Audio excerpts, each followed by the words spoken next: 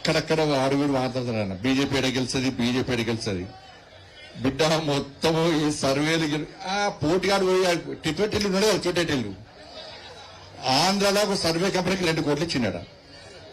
ఏ service వాళ్ళే గెలుస్తారని చెప్పుకోవాలట, ఏ service వాళ్ళే గెలుస్తారని చెప్పుకోవాలట.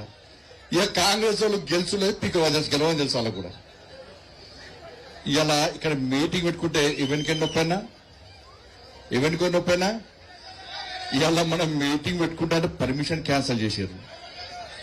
మీటింగ్ పెట్టుకోదట, ఇచ్చిండ్రు క్యాన్సిల్ చేశారు. నేను చెప్పిన నీ పర్మిషన్ తీసుకొని సంకలో పెట్టుకో, ఇంకెక్కడ పెట్టుకో. అరే పాత బస్తీకి భాగ్యలక్ష్మి గుడి మీటింగ్ పెట్టిన పార్టీ భారతీయ జనతా పార్టీ, దూరబండ మాది, జుబ్లీల్స్ మాది, పక్కా వస్తా, వచ్చి తిడతా. నీ పర్మిషన్లు గిర్మిషన్లు జంటనై భారత్ మాతాకి జై జై శ్రీరామాన్ని గాంధిస్తాం. ఈ జుబ్లీల్స్ గంట మీద ఆ కాషాపు జెండాను రెప్పరెప్పలు ఆడిస్తామని చెప్పి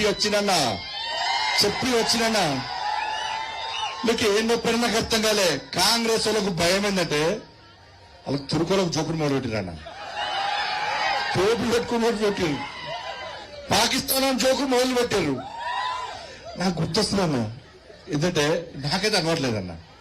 అన్న నిన్న ధర్మాన్ని కాపాడుతాడన్న, హిందూ సమాజాన్ని సంఘటితం చేయడానికి మేము కష్టపడుతున్నా, హిందూ ఓట్ బ్యాంక్ తయారు చేయడానికి కష్టపడుతున్నా, ఇంకో మతాన్ని కించపరచానా. ఆ టోపీ పెట్టుకుని ఓట్లు అడిగే రోజు వస్తే నా తల నరుక్కుంటా చెప్పని టోపీ పెట్టుకున్నాను. పహల్గాం మర్చిపోలే కదా. పహల్గాంలో హిందువుల అవయవాలు చూసి కాల్చి చంపేసిన హిందువులను మర్చిపోయారా? హిందువుల అవయవాలు చూసి కాల్చి చంపేసినా.